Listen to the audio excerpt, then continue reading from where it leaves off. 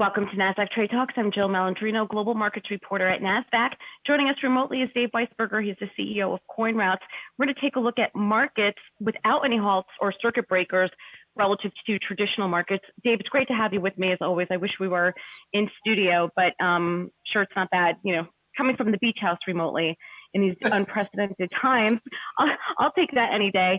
But should markets close for extended periods in volatile times, what's the intrinsic benefit to having them open through the lens of the digital markets? So it's really interesting. I've been a proponent of markets being open and having circuit breakers and trading halts be as short as possible to help order be restored for a long time. So it's funny as my perspective, because I sat on the trading desk having built the program trading system that was part of the heart of the 1987 crash. I was on a desk during the afternoon of that fateful afternoon in October of 87 when the market dropped 25%, and basically is what prompted the creation of circuit breakers. And I'm now in the world of digital assets and Bitcoin and running a company like CoinRoutes where we help our clients navigate a very fragmented market.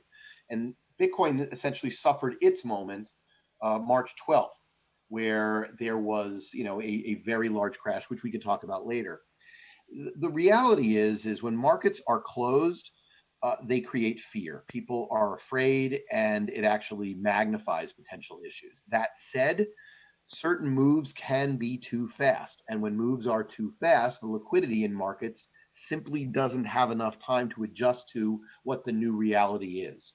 So it's a question of price discovery versus allowing rationality to reign. So it's a really interesting sort of dynamic tension. So my basic statement is not long trading halts, but yes, I could see the value in certain circumstances of slowing things down, such as limit up, limit down, which is in the equity world.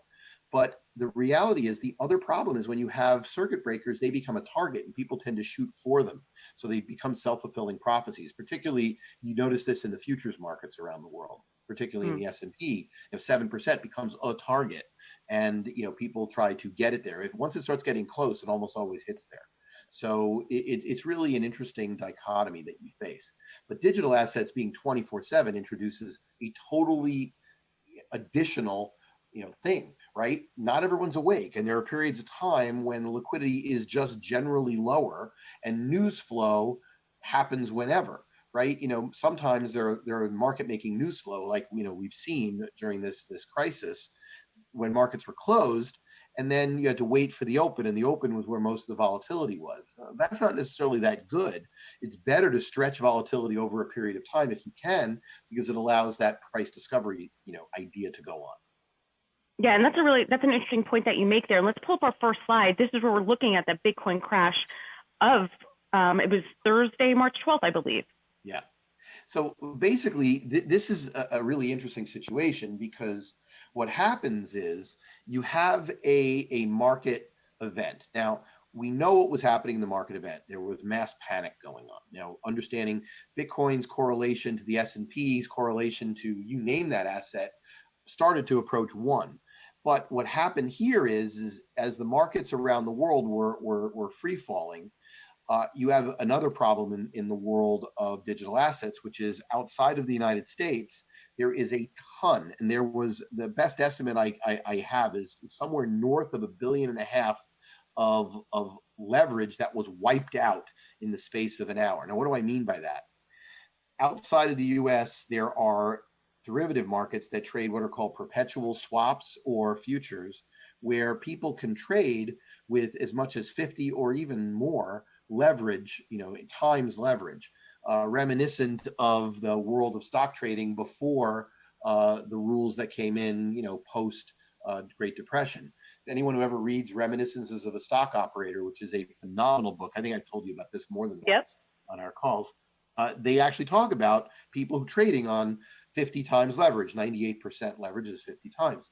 And what happens is once you get on that leverage a significant move in the underlying, what happens is the exchanges are forced to liquidate you. Now, the word force is really important because anytime you have price insensitive sellers, meaning market orders that have to be filled, you can create really bad issues. So you might remember people were talking in the equity markets a lot about the problem of stop loss orders, and stop market loss orders are a bad idea, and all these retail people get hurt by them, even though it's one of the most important order types that retail investors insist upon.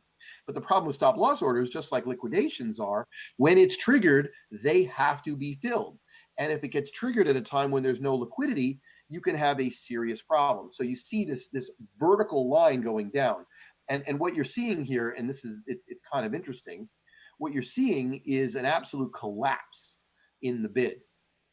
Just the bid getting absolutely collapsed. Now, in these markets, what you're seeing is you see that, and you see a collapse in the bid, and then you see another collapse in the bid again when another round of forced liquidations happen. So what you see is it liquidates, and the market just craters. And we're talking about percentages that are rather significant. In this particular case, we're talking about what 30 some odd percent on the first move, and then another.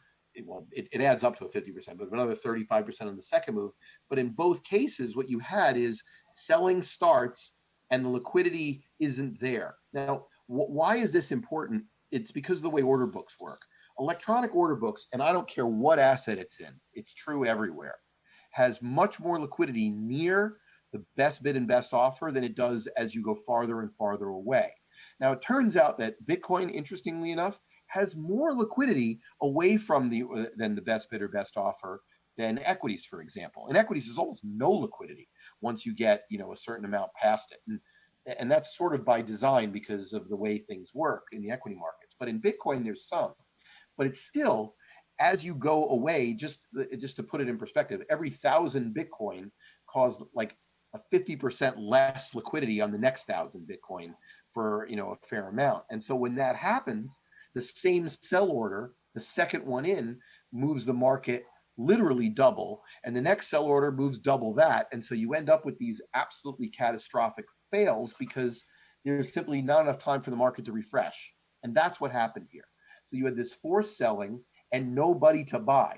It took until essentially the market, in this particular case, it was a company called BitMEX, had an issue. Whether or not they pulled the plug or they literally did have a systemic issue, no one really knows unless you work for BitMEX.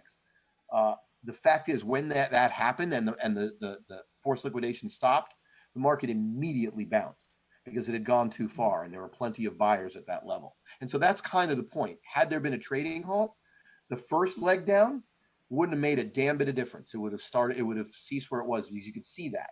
But the second leg down, there were plenty of buyers. All right, let's move along to Bitcoin ETF. We saw that Canada got an approval just within the past couple of weeks for an exchange-traded product, in addition to Switzerland. Is it finally time to get broader approvals? Look, I've been very, very outspoken that as much as I appreciate much of what the SEC does to protect investors in this country, that they've gotten the notion of a Bitcoin ETF completely wrong. The Canadian product can be bought through multiple online broker accounts by U.S. clients.